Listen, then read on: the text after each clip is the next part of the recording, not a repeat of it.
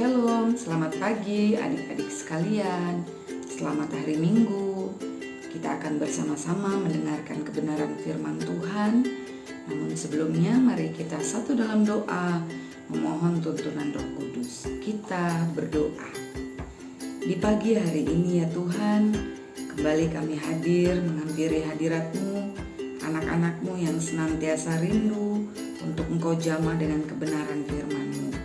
Urapi kami dengan kuasa Roh Kudus, Tuhan, sehingga kami dimampukan untuk menyatakan kebenaran Tuhan dalam kehidupan kami hari lepas hari. Ya Tuhan, berfirman-Lah karena kami telah siap mendengar dalam Yesus Kristus yang adalah firman yang hidup. Amin.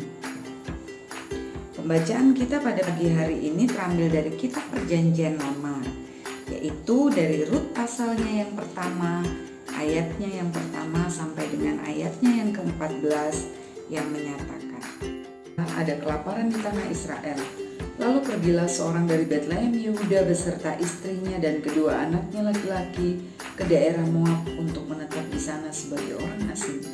Nama orang itu ialah Elimelek, nama istrinya Naomi, dan nama kedua anaknya Mahlon dan Kilion. Semuanya orang-orang Efrata dari Betlehem Yehuda. Dan setelah sampai ke daerah Moab, diamlah mereka di sana. Kemudian matilah Elimelek suami Naomi, sehingga perempuan itu tertinggal dengan kedua anaknya.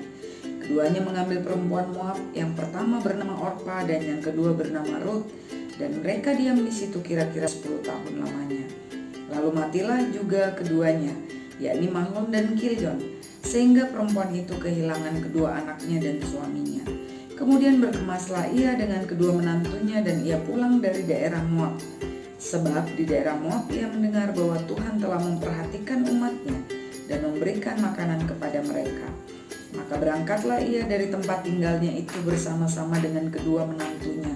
Ketika mereka sedang di jalan untuk pulang ke tanah Yudea, berkatalah Naomi kepada kedua menantunya itu, "Pergilah, pulanglah masing-masing ke rumah ibunya. Tuhan kiranya menunjukkan kasih-Nya kepadamu, seperti yang kamu tunjukkan kepada orang-orang yang telah mati itu dan kepadaku. Kiranya atas karunia Tuhan kamu mendapat tempat perlindungan, masing-masing di rumah suaminya." Lalu diciumnyalah mereka, tetapi mereka menangis dengan suara keras dan berkata kepadanya, "Tidak, kami ikut dengan engkau pulang kepada bangsamu." Tetapi Naomi berkata, "Pulanglah anak-anakku, mengapakah kamu turut dengan aku? Bukankah tidak akan ada lagi anak laki-laki yang kulahirkan untuk dijadikan suamimu nanti? Pulanglah anak-anakku, pergilah, sebab sudah terlalu tua aku untuk bersuami. Seandainya pikirku ada harapan bagiku, dan sekalipun malam ini aku bersuami, bahkan sekalipun aku masih melahirkan anak laki-laki, masakan kamu menanti sampai mereka dewasa? Masakan karena itu kamu harus menahan diri dan tidak bersuami? Janganlah kiranya demikian, anak-anakku. Bukankah jauh lebih pahit yang aku alami daripada kamu? Sebab tangan Tuhan teracung kepada aku." Menangis pula mereka dengan suara keras. Lalu Orpa mencium mertuanya itu minta diri, tetapi Rut tetap berpaut padanya. Demikianlah pembacaan firman Tuhan, terpujilah Kristus, haleluya. Adik-adik yang dikasihi oleh Tuhan kita Yesus Kristus, kecenderungan kita dalam kehidupan ini seringkali ketika kita menerima sesama kita, ketika adik-adik memilih teman-teman yang menjadi sahabat ataupun orang-orang yang dekat dengan adik-adik, pastinya adik-adik memakai ukuran dan menimbang dari segi manfaat atau keuntungan. Kira-kira berteman dengan mereka mendatangkan keuntungan tidak ya buat saya? Dan kalau kita merasa bahwa orang tersebut tidak memberikan manfaat atau keuntungan bagi kita atau bagi kelompok kita, maka orang tersebut tidak kita temani. Dia tidak layak atau sah, maka kita akan singkirkan atau kita campakkan dari lingkungan kita. Tetapi sebaliknya, jika orang tersebut dapat memberi keuntungan, bahkan keuntungan yang begitu besar bagi kita bukan hanya dipelihara dan tetap menjadi teman atau sahabat, tetapi kita menghormatinya dengan sedemikian rupa. Nah, relasi manusia seperti ini tanpa disadari itu sudah terpengaruh dan terpola seperti suatu mesin dalam kehidupan kita. Dalam situasi yang demikian, maka sangat sulit bagi kita untuk dapat menjalin hubungan berdasarkan kasih. Kita tahu bahwa hubungan yang berdasarkan kasih itu adalah hubungan yang dapat menerima satu dengan yang lainnya, kemudian dapat menghargai, saling mengakui, bekerja sama dengan tulus, tanpa pamrih dan tanpa syarat. Tapi rasanya susah kalau kita menemukan hal tersebut dalam kehidupan saat ini. Kenapa? Karena sekarang kehidupan kita ini sudah dipengaruhi oleh sikap hidup yang individualisme, materialisme, dan kaufanisme, yaitu mengagung-agungkan agamanya sendiri, merasa lebih benar, sukunya lebih baik, dan merendahkan, menghina suku bangsa orang lain, dan juga penganut agama lain. Nah, tentunya kita tidak mau itu terjadi dalam kehidupan. Dalam pembacaan kita pada pagi hari ini yang berkisah tentang kehidupan Rut, kita tahu bahwa di sini kita melihat bagaimana kehidupan Rut. Di situ Rut tidak mengharapkan sesuatu atau tidak ingin mendapatkan sesuatu dari seorang janda tua, ibu mertuanya yaitu Naomi, yang akan diikuti seumur hidupnya. Kita tahu bahwa Rut ini adalah berasal dari bangsa Moab yang tidak percaya kepada Allah. Ketika suaminya Kilion sudah meninggal, maka Naomi meminta supaya Rut kembali ke negerinya. Tetapi Rut tidak kembali ke negerinya dan dia menyatakan bahwa dia akan mengikuti Naomi dan akan mengikuti Allah Naomi. Nah, di sini kita melihat bahwa bukan hanya Rut hidup senang saja, tetapi ketika dia merasakan kesusahan Naomi, sehingga terjalin ikatan batin di antara mereka. Kemudian kita melihat dalam pembacaan kita bahwa hubungan Rut tidak didasarkan pada perhitungan untung dan rugi atau balas jasa. Kemudian kita lihat bahwa di sini Rut menunjukkan dengan tulus kasihnya dan perhatiannya kepada Naomi. Dan kasih Rut kepada Naomi adalah kasih yang tulus, bukan kasih yang bersyarat dan penuh kepura-puraan. Itu hal yang pertama yang dapat kita pelajari, bahwa iman yang benar melahirkan kasih setia yang tulus dan jujur. Hal yang kedua, kita melihat bahwa iman yang benar melahirkan perbuatan yang benar.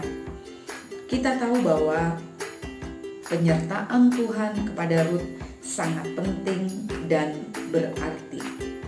Dan disinilah adik-adik teruna dapat mewujudkan kasih kepada orang tua yang bercermin dari sikap hidup Rut.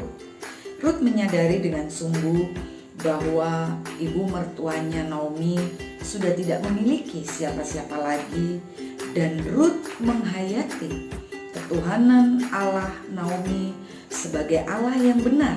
Karena itu ia mengasihi ibu Naomi dengan setulus hati seumur hidupnya. Seharusnya begitulah yang harus juga dimiliki oleh adik-adik teruna, di mana adik-adik teruna meski memiliki perwujudan kasih yang tulus kepada orang tua, misalnya mentaati perintah orang tua, kemudian belajar dengan baik sehingga dapat menyelesaikan sekolah dengan baik, meskipun saat ini kita berada dalam situasi kondisi di mana kita harus menjalani proses belajar mengajar di rumah saja karena situasi kondisi yang terjadi. Tetapi bukan berarti lantas aktivitas kita, tidak menjadikan itu sebagai suatu kebaikan. Kemudian adik-adik itu juga harus mau membantu orang tua. Apalagi saat ini kan adik-adik libur, hanya belajar di rumah. Maka itu adalah suatu kesempatan untuk adik-adik itu dapat menyatakan kasih kebaikan adik-adik kepada orang tua atau kepada adik maupun kakak yang ada di rumah. Membantu pekerjaan orang tua, berdoa bersama, membaca firman Tuhan, mendengarkan firman Tuhan, bercengkrama dengan baik satu dengan yang lainnya, sehingga kita mendapatkan nilai-nilai positif dari keadaan kita yang saat ini berdiam di dalam rumah. Kemudian yang berikutnya, adik-adik dapat belajar dari Ruth bahwa dia tidak menyerah dengan keberadaan dirinya yang begitu miskin dan tidak punya, tetapi ia mau bekerja keras sehingga akhirnya dirinya dapat memberi kehidupan bagi ibu Naomi, di mana seperti tema kita pada pagi hari ini mengatakan bahwa hidup yang memberi hidup. Jadi sebagai teruna, adik-adik meskipun masih berusia remaja, masih dalam masa pertumbuhan, bukan berarti tidak dapat memberikan kehidupan bagi orang lain. Melalui kisah Ruth, adik-adik dapat memberikan kehidupan bagi orang lain melalui perbuatan kasih yang sudah dinyatakan dengan contoh sikap hidup Ruth dalam pembacaan kita. Dan adik-adik teruna juga perlu belajar dari Ruth untuk tidak menyesali keadaan hidup, tetapi bangkit dan berjuang dengan gigih untuk dapat mengubah hidup walau memerlukan waktu yang tidak sebentar. Marilah adik-adik, dalam situasi kondisi di saat ini, ketika kita harus tinggal di rumah, ketika kita harus menjaga jarak, menjaga kebersihan, mungkin kita jenuh, mungkin kita bosan karena kita tidak dapat berjumpa dengan teman, dengan guru, dengan kawan-kawan yang kita kasihi.